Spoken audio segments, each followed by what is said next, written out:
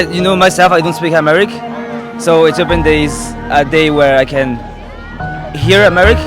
I know from my mom that she speaks to me Amharic a lot, and I love the language, I love the culture, and just eating injera and listening to Ethiopian music makes me happy.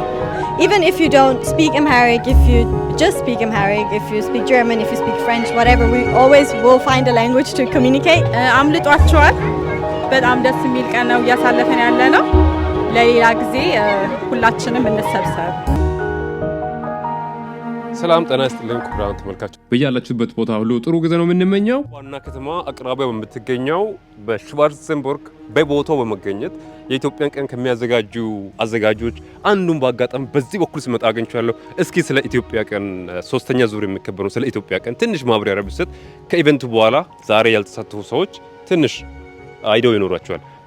ይሄ የኢትዮጵያ ቀን ለሶስተኛ ጊዜ ስናከብር በጣም ደስታ እየተሰማን ነው። እንጠብቃለን ካለፈው አመት በጣም በርካታ ሰው መጥቶ ዛሬ ከኛ ጋር እንደሚያሳልፍ እንዲህ ያለ ደግሞ ለሚቀጥሉት የኢትዮጵያ ቀናት እንደዚሁ ደግሞ ተጨማሪ ብዙ ሰዎች እየተጨመሩ በጣም ትልቅ በዓል እየሆነ እንደሚሄድ ተስፋ አደርጋለሁ። እንግዲህ